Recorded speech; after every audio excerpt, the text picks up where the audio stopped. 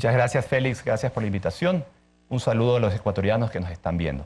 Sí, efectivamente, antes inclusive de comenzar, quería darme un espacio para enviar un mensaje respecto a una situación que está pasando en el Ecuador y sobre todo en la Asamblea, que una comisión lamentablemente está tratando de, usando métodos antidemocráticos, involucrar al presidente en una situación en la que efectivamente no ha sido comprobado. Me refiero al tema de Pandora Papers y me tomo un ratito estos minutos o estos segundos un poco para hablarle a los asambleístas que están conscientes que esa es una situación que no debe prosperar, que lo importante para la estabilidad del país, y aquí sí hablamos del tema, lo importante para poder resolver los reales problemas del país, como son la delincuencia y la desnutrición crónica infantil, parten porque trabajemos unidos en las grandes causas nacionales. Y en ese sentido, el presidente de la República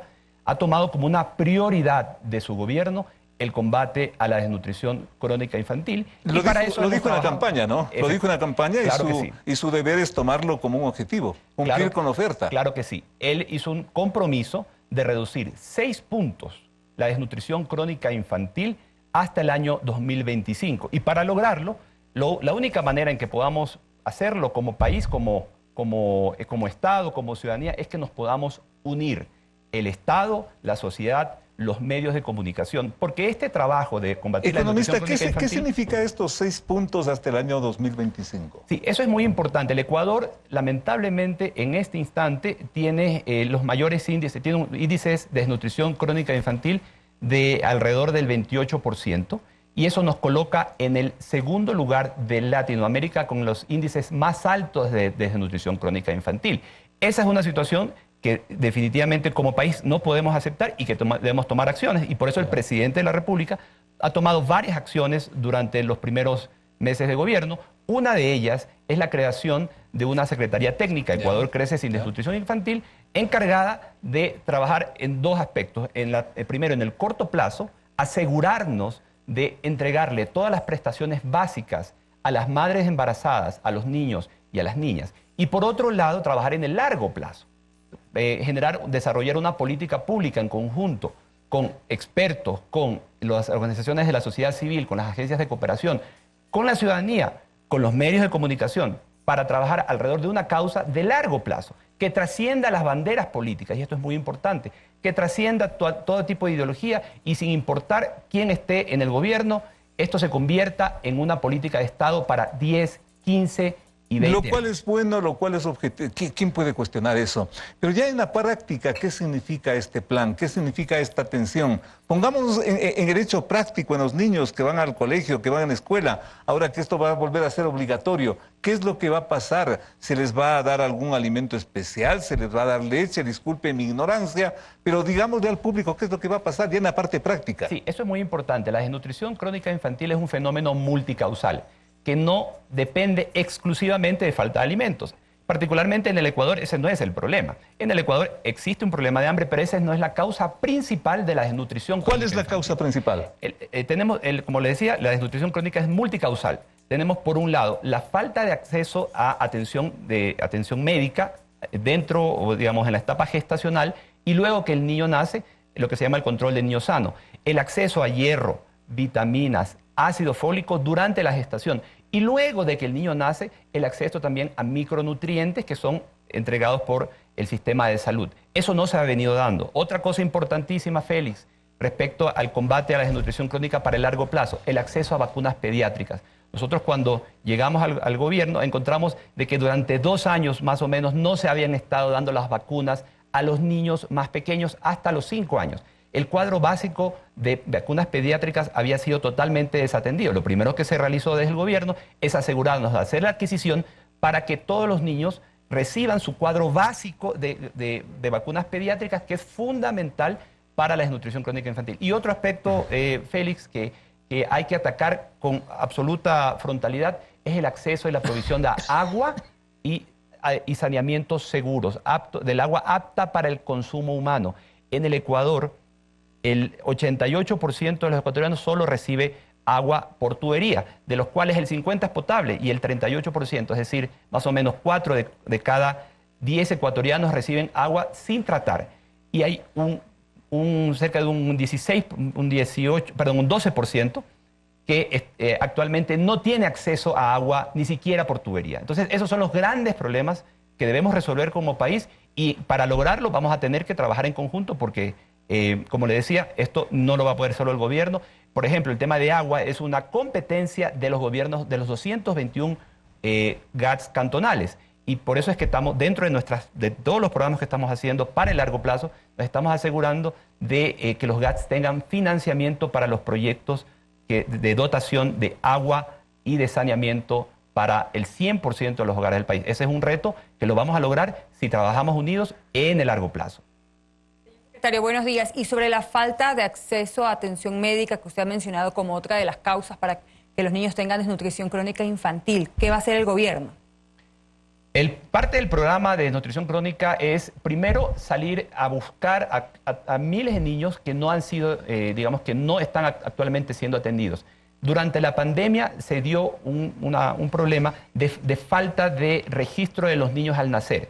Es decir, las mamitas, los papitos, el momento que el niño nacía, ya sea por la situación de la pandemia que no podían salir, o ya sea por su situación de pobreza y extrema pobreza, nunca los llevaron a registrar. Y existe un subregistro del 16%, es decir, 16 de cada 100 niños en el Ecuador y 25 de cada 100 en la zona rural no tienen un registro de nacimiento. ¿Qué vamos a hacer? Vamos a salir en brigadas durante todo el próximo año a darle, primero, a captar a esos niños. ¿Para qué? Para poder también prestarle los servicios. Porque un niño que no está registrado, no sabemos que existe y no se le puede proveer los servicios. Entonces vamos a hacer digamos, unas brigadas en territorio para captar a los niños nacidos y adicionalmente también a las madres gestantes. Porque esta guerra la vamos a ganar si es que captamos a los niños desde la gestación. Es decir, desde que la mamita ya sabe que está embarazada hasta los 1000 días de vida. ¿A qué nos referimos con este tema de la ventana de los 1000 días de vida? Se cuentan desde la gestación, desde la concepción, los 270 días de la gestación, luego de que nace los 2 primeros años de vida, que suman 730. Eso en total son 1000 días. Los 1000 días es la ventana de oportunidad donde nosotros como país vamos a poder hacer la diferencia. Si nosotros prevenimos que los niños sufran de desnutrición crónica durante los 1000 días, estamos realmente haciendo un cambio hacia el futuro. Yo le decía que son varias las causales. Uno era el acceso a agua, el acceso a vacunas, el acceso a los controles médicos, a los nutrientes, a hierro, ácido fólico para la madre, la lactancia materna, Félix y Johanna. La lactancia materna es fundamental para combatir la desnutrición crónica infantil. La lactancia debe ser exclusiva hasta los primeros 6 meses y en complemento con el alimento del hogar hasta los 2 años. No se debe dejar la lactancia. Y por eso lo que nosotros vamos a trabajar también durante todo el próximo año es una campaña de educomunicación. Bueno, ahí también se necesitan, señor secretario, políticas públicas y ojalá el gobierno aproveche esta reforma en el aspecto laboral para también dar esos beneficios que necesitan las madres dentro del ámbito laboral para tener ese tiempo precisamente para dar de lactar a sus hijos, porque depende también de muchas empresas que le exigen que incluso ni siquiera un mes estén en casa con este horario especial que tienen las madres luego de dar a luz, sino que las obligan a volver porque corren el riesgo de salir de su trabajo. Entonces, es importante políticas públicas. Justamente la Ley de Desarrollo Económico, que en este momento está en manos de la Asamblea, considera varios de estos aspectos. Primero, la parte del financiamiento, y en uno de los beneficios que se está entregando es la deducción de impuestos, un beneficio mayor a las empresas que hacen donaciones a fundaciones que trabajan para proyectos de nutrición crónica infantil. Y en el tema de la ley laboral, cuando se presente nuevamente, efectivamente se van a considerar beneficios para las madres en estado de lactancia. Esto es muy importante porque si nosotros como país no tomamos acciones en ese espacio, en la ventana de oportunidad, estamos comprometiendo el desarrollo futuro del país. La desnutrición crónica infantil, en los niveles que está actualmente, se convierte en el mayor problema social, pero asimismo es también la mayor oportunidad de desarrollo si tomamos las acciones a tiempo. Y como le decía Félix y Johanna, esto tiene que convertirse en una causa nacional, porque si nosotros digamos, no nos unimos, aquí el gobierno no lo va a poder hacer solo, los gobiernos autónomos descentralizados tampoco lo van a hacer solos por su cuenta. Tenemos que trabajar en conjunto y generar políticas públicas de largo plazo. Es la única manera en que se puede lograr. Y se puede. Bajar los niveles es factible. Países cercanos, Perú, Chile, lo lograron. Chile comenzó con su combate a la desnutrición en la época de Allende, luego vino Pinochet y siguieron otros gobiernos y ninguno cambió digamos, la política que se inició desde Allende. ¿Cuál es el resultado? Hoy por hoy Chile tiene el 1% de desnutrición crónica infantil. Se puede. En el caso de Perú, Perú comenzó su combate hace 15 años, también con niveles del 28% como nosotros, hoy está en el 10%. Es decir, si nosotros nos unimos y trabajamos en una política pública de largo plazo, y eso es lo que está iniciando en este momento el presidente de la República y el gobierno del encuentro, vamos a poder lograrlo. Y esta es otra cosa importante, Félix, también, y Johanna. Este es un trabajo que tal vez no se va a ver visiblemente porque, y seguramente no da votos en el corto plazo. No es algo que vamos a poder nosotros mostrar, ¿sabe qué? Aquí hay no es como hacer una carretera o tal vez hacer inclusive un hospital o un centro de desarrollo infantil, que es visible. Este trabajo que es tal vez invisible, realmente no es para hoy, no es para no es para este gobierno, sino es realmente para trabajar en conciencia o con conciencia para las futuras generaciones. Señor para secretario, nuestros hijos y nuestros nietos. Desde casa, ¿qué podemos hacer? Porque siempre hemos escuchado a nuestras madres y abuelitas decir que el niño que está gordito está muy bien, en perfecta salud, y el niño que está flaquito está desnutrido. Eso es lo que se nos ha dicho desde siempre. Desde casa, ¿qué podemos hacer para también contribuir? Eso es muy importante. La desnutrición crónica infantil, como les mencioné, entre todas las causas, una de las que menos influye en este caso, en el caso de Ecuador, es la falta de alimentos. Efectivamente, hay familias en situación de pobreza y extrema pobreza que realmente tienen un problema de falta de alimentos. Pero en la generalidad del Ecuador ese no es el problema, sino la mala alimentación. Por eso le comentaba que nosotros vamos a entrar en un proceso de educomunicación para poder hacer llegar mensajes adecuados acerca de nutrición. Y que, por ejemplo, se puede identificar que un niño gordito no necesariamente está bien nutrido. Puede estar con desnutrición aun cuando tenga obesidad. Esos son los grandes problemas que uno encuentra cuando conoce un poquito más acerca de este tema de desnutrición crónica. Simplemente permítame referir lo que usted ha mencionado. Agua potable de calidad, vacunas, vitaminas y la atención médica. No nos vayamos a más porque si no nos queda muy corto el programa. Solamente estos cuatro aspectos, ¿cuánto implican en financiamiento? El Ecuador necesita anualmente $600 millones para el combate a la desnutrición crónica infantil. ¿Está financiado esto? La Ley de Desarrollo Económico incluye el financiamiento para todos los programas sociales, incluido el de la desnutrición crónica infantil. ¿Particularmente este está financiado? El programa de desnutrición crónica infantil está financiado en fases. Obviamente, esto no lo vamos a lograr de un día para otro. Solo la parte de agua potable implica una inversión del país en los próximos años de $2.000 millones. Eso no lo tenemos en este momento y para eso inclusive se necesitan proyectos que deben ser presentados por los GATS. ¿La principal fuente de financiamiento de esto cuál es? Porque se puede tener hermosas ideas, pero sin dinero no pasa nada.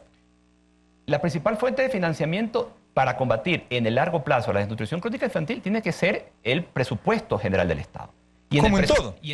¿Cómo en todo? No, bueno, pero para el problema de los niños, ¿cuál es la principal fuente de financiamiento?